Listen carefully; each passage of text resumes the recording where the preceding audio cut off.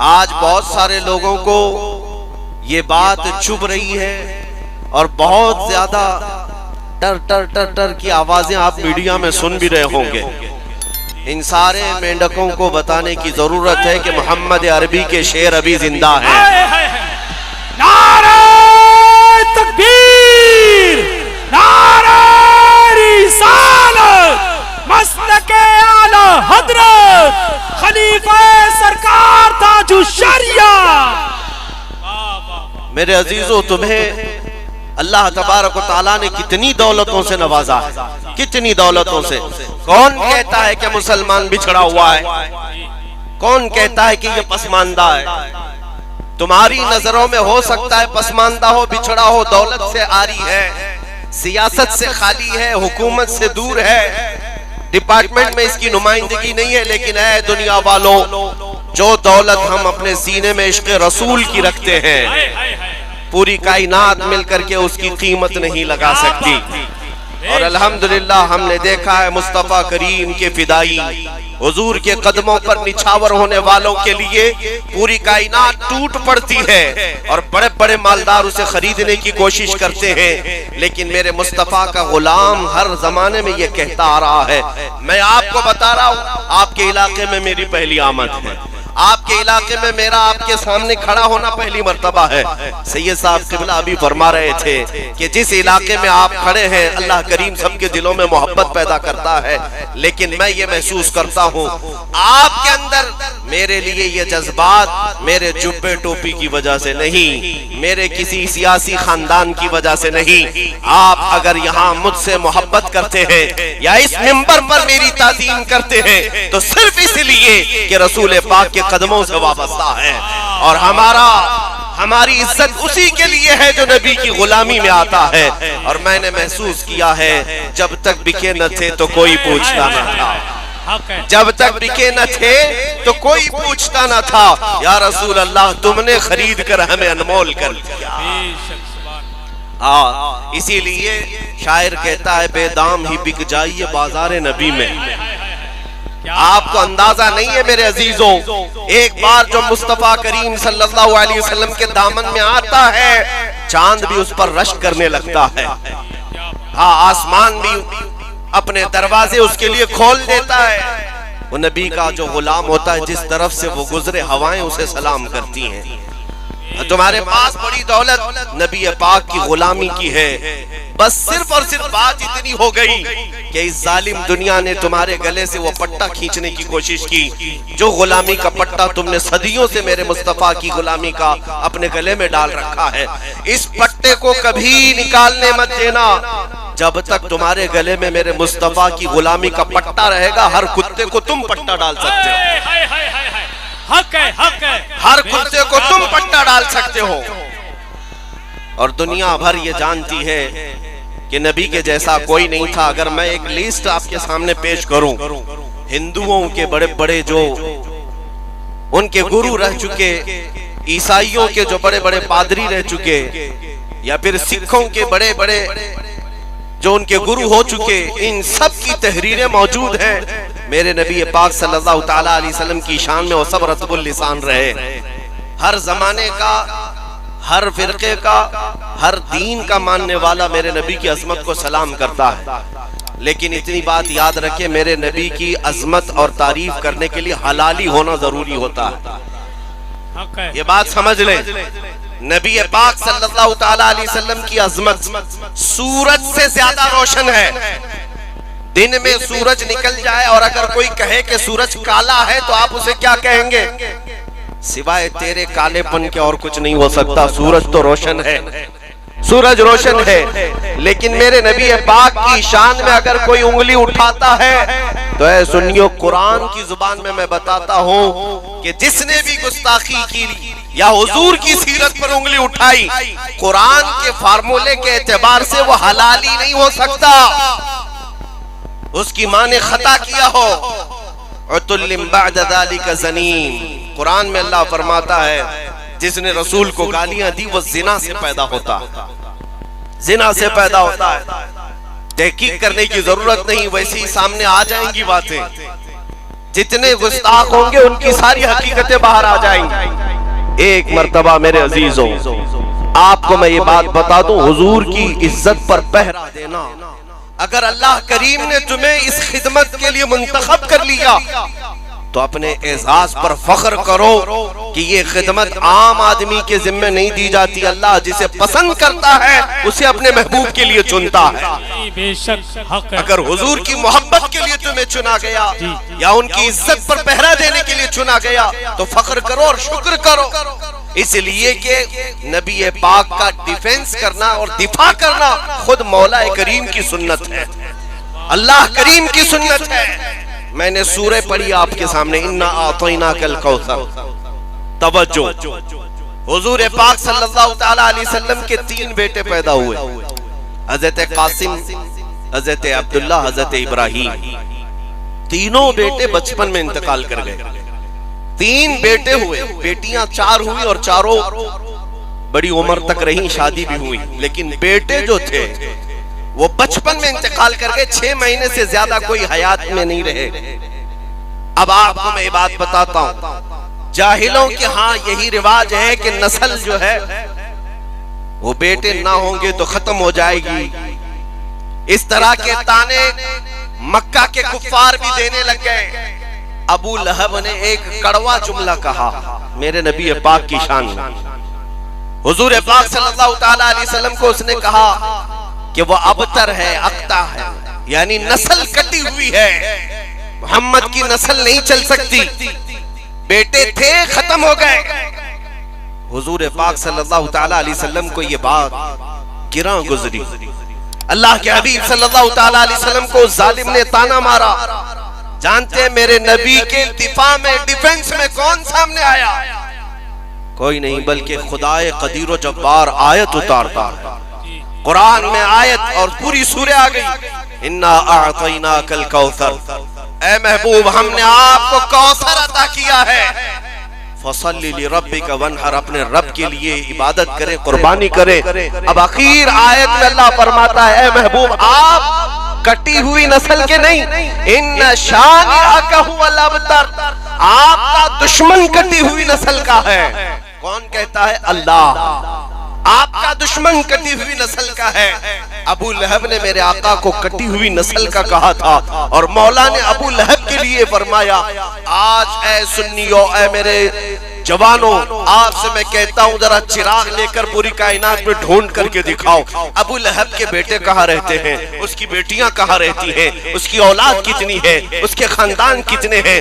تمہیں ایک جگہ سے ایک بچہ بھی نہیں ملے گا۔ ابو لہب ختم ہوا، اس کی اولاد بھی اسی زمانے میں ختم ہو چکی، لیکن جس خطے میں بھی جاؤ گے میرے آقا کی اولاد، سادات اور آل رسول ہر جگہ نظر بے شک بے شک حق ہے۔ اور الحمدللہ جتنے ممبروں پر سے میں نے خطاب کیا، آج تک شاید کوئی ممبر ایسا ہو جس میں آل رسول نہ ہوتے ہو، میرے آقا کی اولاد نہ ہوتی ہو۔ اللہ کریم اپنے نبی کے دفاع میں فرما رہا ہے نبی آپ کی نسل نہیں کٹی بلکہ آپ کے دشمن کی نسل کٹی ہے۔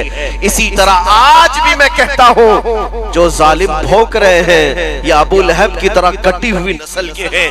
چند دنوں کے بعد دیکھنا اخباروں میں بھی ان کا تذکرہ نہیں رہ جائے گا، کہیں کسی کی زبان پر ان کا نشان بھی نہیں رہے گا، اور اگر کچھ باقی رہے گا یوں ہی ان کا چرچا رہے گا یوں ہی ان کا چرچا رہے گا، بڑے خاک ہو جائیں جل جانے والے۔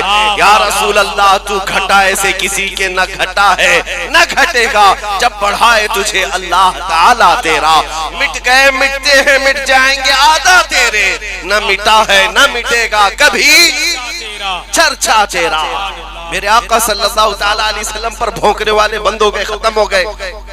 آپ کو ایک بات بتا دوں، اس زمانے میں کٹی ہوئی نسل کا کہا، اور اللہ تعالیٰ نے میرے محبوب کی اولاد کو سیدہ کائنات فاطمہ الزہرا کے بطن سے پوری دنیا میں پھیلایا، پوری دنیا میں پھیلایا۔ اور آج پوری دنیا میں 1400 سال سے اگر کوئی نسب سب سے زیادہ محفوظ ہے تو میرے نبی کا نسب ہے۔ حضور پاک کی آل، ان کے شجرے محفوظ، ان کے باپ دادا محفوظ، ان کے خاندان محفوظ، باقی کسی کے خاندان محفوظ نہیں۔ اللہ کریم نے اپنے رسول کے خاندان کو محفوظ رکھا ہے، بلکہ روایات میں ہے قیامت کے دن بھی رسول پاک کی آل اور ان کا خاندان محفوظ ہوگا۔ اب سنیے، میں نے آیت پڑھی، انا اعطیناک الکوثر، بے شک اے محبوب ہم نے آپ کو کوثر عطا کیا۔ کوثر کیا چیز ہے یہ؟ آپ نے تو حوض کوثر کا نام سنا ہوگا۔ حوض کوثر وہ ایک ایسی نہر ہے جو قیامت کے دن میرے آقا کو دی جائے گی، جس کا پانی شہد سے زیادہ میٹھا اور دودھ سے زیادہ سفید۔ میرے آقا اپنے ہاتھوں سے اس نہر سے اپنے امتیوں کو پانی پلائیں، جو ایک بار پیے گا وہ کبھی پیاسا نہ ہوگا۔ اس حوض کوثر کا نام سنا ہوگا، لیکن مفسرین فرماتے ہیں یہاں کوثر کا معنی کچھ اور بھی ہے۔ توجہ، میں تھوڑی تشریح کر کے سمجھاؤں گا، آپ تھوڑی دیر کے لیے میری طرف متوجہ ہو جائیں۔ عربی کا گرامر آپ کو قریب لا کر کے میں بتاتا ہوں۔ عربی میں جو لفظ ہوتا ہے قلیل، قلیل کا مطلب ہوتا ہے تھوڑا، اور اس کا اپوزٹ کثیر ہوتا ہے۔ قلیل کا اپوزٹ کیا ہوتا ہے؟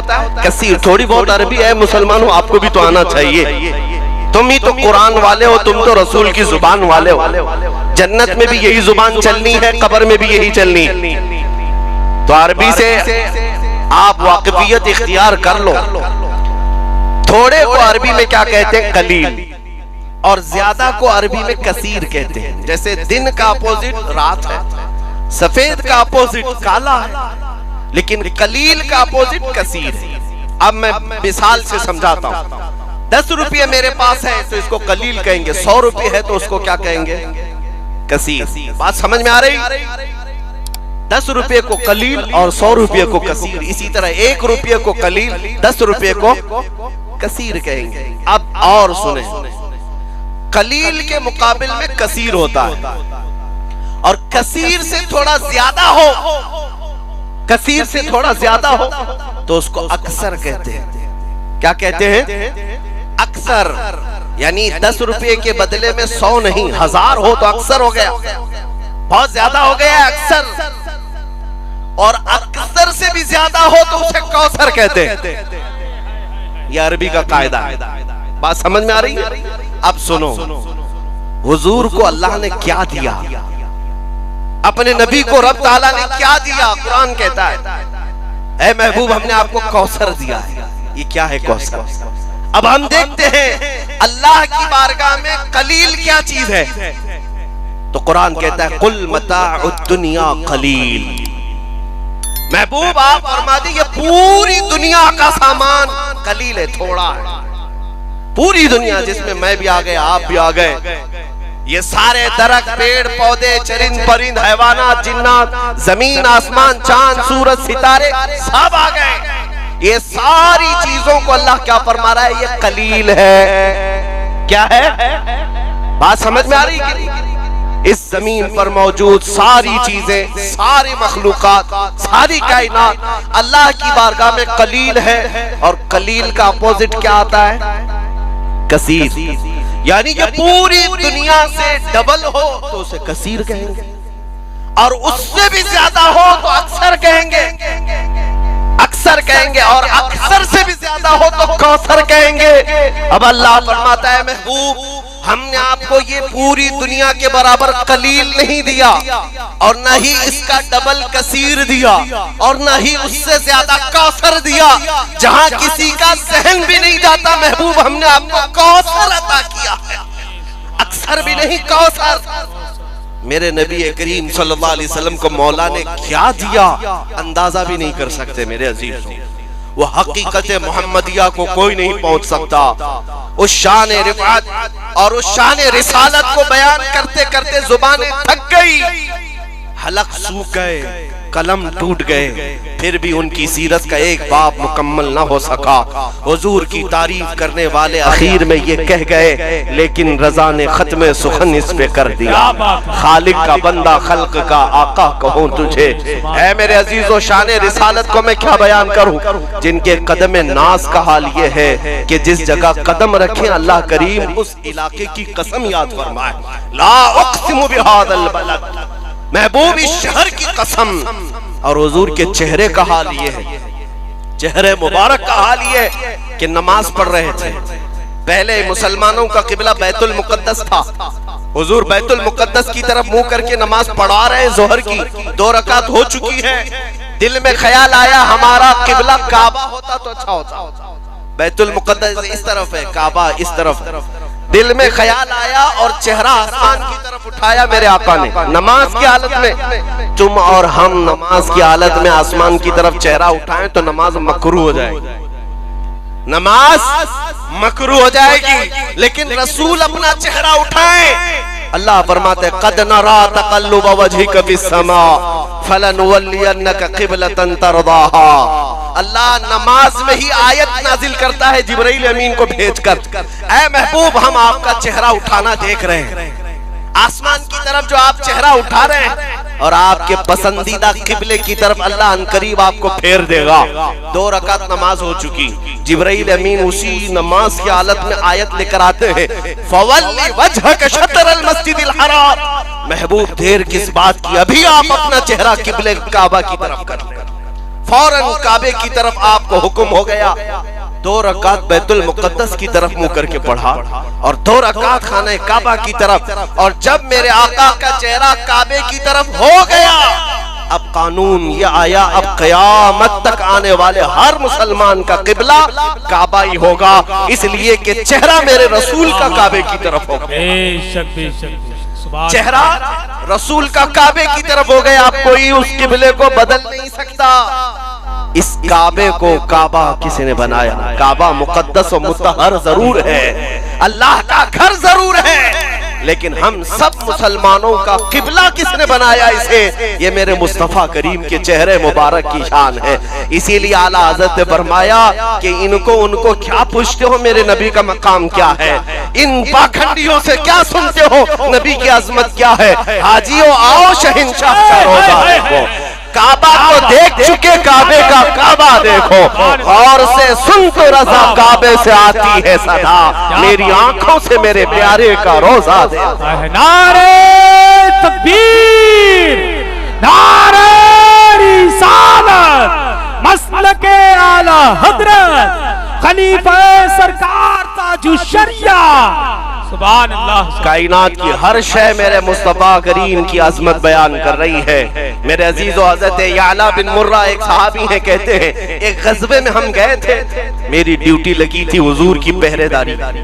نبی پاک صلی اللہ علیہ وسلم جب آرام کرتے تو میں جھنڈا لے کر کھڑا ہوتا یا تلوار لے کر کھڑا ہوتا، مجاہدین سپاہی سب سو جاتے، میں کھڑا رہتا. حضرت یعلا بن مرہ کہتے ہیں کہ میں نے رسول کریم صلی اللہ تعالی علیہ وسلم کو دیکھا، حضور آرام کر رہے ہیں اور نیند لگی. میں آپ کے سرانے کے پاس کھڑا رہا، میرے ہاتھ میں علم تھا، پرچم تھا یا تلوار تھی. سارے صحابہ دھیرے دھیرے سو گئے. سنو توجہ سے میرے عزیز. حضرت یعلا کہتے ہیں تھوڑی ہی دیر کے بعد میں نے کیا دیکھا، دور صحرا میں اکیلا ایک درخت ہے اور اس درخت کی طرف میں دیکھنے لگا تو اچانک وہ درخت ہلنے لگ گیا، ادھر سے ادھر ہلا اور اپنی زمین سے اکھڑ گیا اور اکھڑ کر کے جیسے انسان چلتے ہیں ایسے چلتے ہوئے میرے مصطفیٰ تک آ گیا.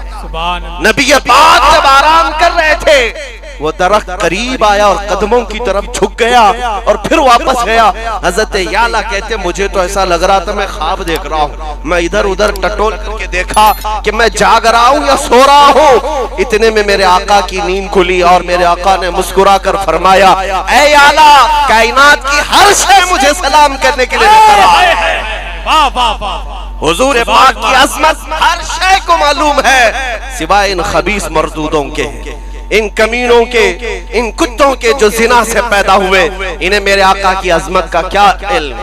لیکن میں آپ کو بتانا چاہتا ہوں شان رسالت کیا ہے، میرے آقا کی رفعت اور ان کا مقام و مرتبہ کیا ہے.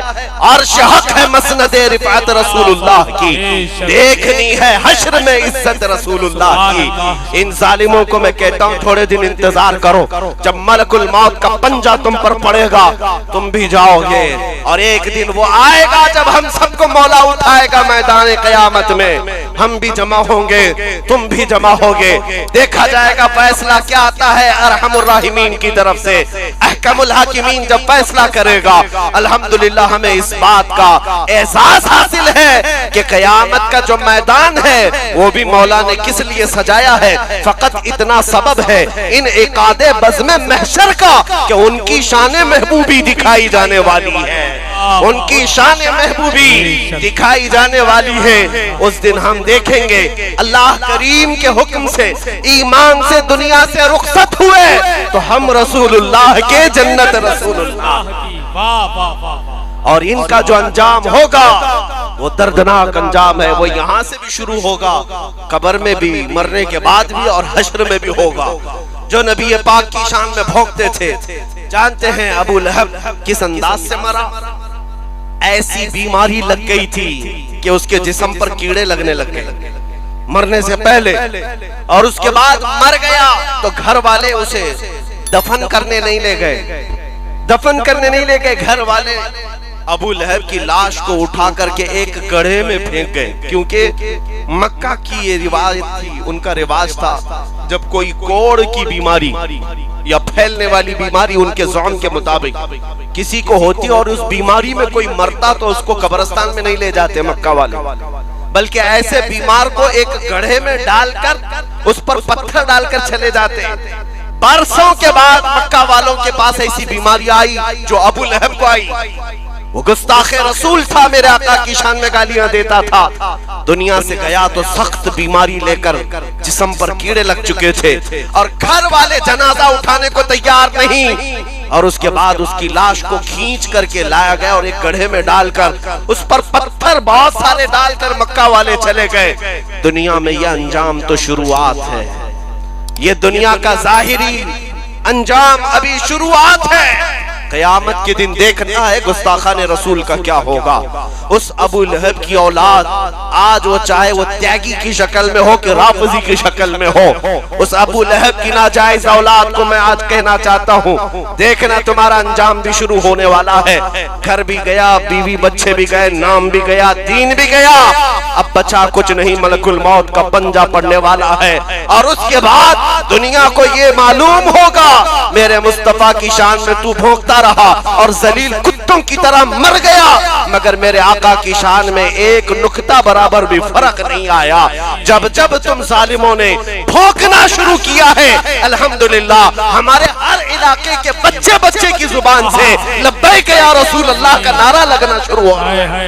لبیک لبیک لبیک یا رسول اللہ، لبیک لبیک لبیک یا رسول اللہ، لبیک لبیک لبیک یا نعرہ رسالت۔ میرے آقا صلی اللہ تعالی علیہ وسلم کی شان۔ اب ایک بات یہ بھی میں بتا دوں، کوئی بھی یہاں پر یہ ہرگز مت سمجھے کہ ہمارے اوپر ان کی حکومت ہے، الحمدللہ ہم فقیروں کے دلوں پر تاجدار مدینہ کی حکومت ہے، ہم یہ منعان تسلیم کر دیں یا نہیں، ہماری روح پر، ہمارے دل پر، ہماری جان پر حکومت میرے مصطفیٰ کریم کی ہے، وہ ہمارے سلطان بھی ہیں، ہمارے شہنشاہ بھی ہیں۔ نبی اکرم صلی اللہ تعالی علیہ وسلم کو ہم نے بادشاہ ہر زمانے کا تسلیم کیا ہے۔ سنو